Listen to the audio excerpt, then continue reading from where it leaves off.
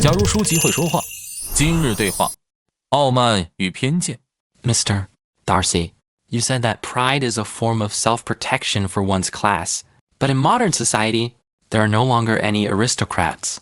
So why do we still look down on each other? Class has been replaced by education, income, and appearance. Arrogance has shifted from quill pens to the personas in social media. The essence remains the same, using a sense of superiority as a moat to prevent others from seeing through one's vulnerabilities. But how can Elizabeth's prejudice be explained? She is clearly an intelligent person. The most intelligent people are often the ones who fall into the trap of an information cocoon. She only saw Darcy interrupting Jane's romance, but was unaware of the love letter hidden by the Bingley sisters.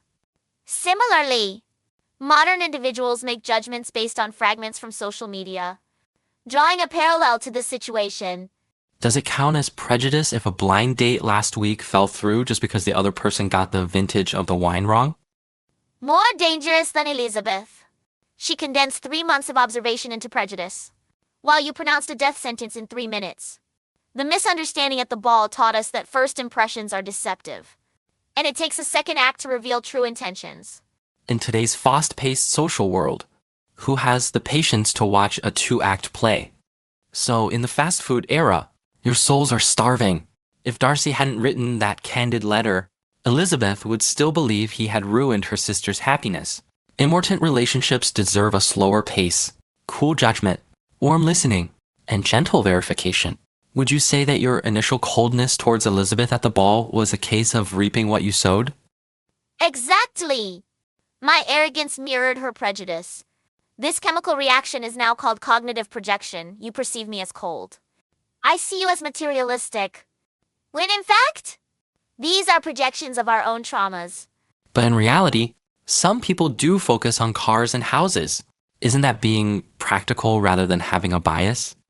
The turning point was that rainy day at Pemberley when Elizabeth saw my sense of responsibility in rescuing Lydia, which was more important than seeing the fountains on my estate. The modern lesson is that true love should be tested during one's low points, not at the peak moments. But how can ordinary people prove themselves with a manner? Growth-oriented personality is the finest estate. When Elizabeth pushed open the doors of Pemberley, I was learning to replace pride with sincerity. She now loves the evolved Darcy, not the stony-faced statue at the bowl. You mentioned that letters used to dispel misunderstandings, but now with instant replies on WeChat, there seem to be even more miscommunications? Because you treat communication like a game of ping pong. True dialogue should be like a handwritten letter, leaving space for reflection, with ink seeping sincerity. Try replacing "what are you up to" with "what made your eyes light up today." This is the modern-day quill magic. Is it a new form of arrogance when a friend says I always carry an intellectual superiority?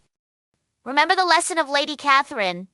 Those who judge all tea with the porcelain cup will eventually miss out on the true pour. Change, I know, to "what do you think?" and the pride on the bookshelf will become a bridge. How can one distinguish between self-protective arrogance and genuine charisma? Aura is the lamp that attracts moths, while arrogance is the scarecrow that drives away birds. The test: when someone crosses your boundaries, do you show them armor or a blade? How can one avoid developing an Elizabethan-style over-defensiveness due to the inferiority complex caused by their family of origin? Learn from her awakening after visiting Pemberley. Transform the thought of "I am not worthy" into "I need to cultivate a sense of deserving." True compatibility lies in aligning on the same cognitive level. My colleagues often misunderstand me as being aloof, but I'm just slow to warm up. Early symptoms of Darcy syndrome. Try the preemptive disarmament strategy. Say "I'm a bit socially anxious, but I really want to get to know you" when you meet. It's 10 times better than being misunderstood with a cold face. Should I believe the detail of the matchmaking candidate driving a BMW or wearing worn-out socks? Returning to the principle of the dance. A single point of information is the most dangerous. It is recommended to observe in 3 different scenarios. Tipping when buying water at a convenience store, the tone used when speaking to a server, and the reaction to a sudden rainstorm. What should I do if I can't help but show off on social media? Remember the price of Lydia's elopement. Bluffing attracts either Wickham or Lady Catherine. The fountains of Pemberley flow quietly, yet their power is etched in the memory of all who have seen them. How can one determine whether someone's bias stems from protection or malice? Observe whether they, when faced with differing viewpoints, are like Pastor Collins, eager to interrupt, or like Uncle Gardner, guiding the discussion. Malice creates a closed loop, while the desire to protect leaves room for breath. What do you think is the most pressing prejudice that needs to be overcome in contemporary society? Those who consider sincerity outdated and treat formulas as gospel, who turn love into an Excel spreadsheet and wonder why their hearts have stopped beating. We should rediscover the courage of 1797 rejecting societal templates just as Elizabeth rejected Mr. Collins. But the pressure of reality is truly immense. So when Jane Austen portrays Charlotte choosing a practical marriage, she deliberately describes her always lingering in the hallway 10 years from now. Would you rather be the one sighing in the corridor or the Elizabeth replying to Darcy's letter in the study?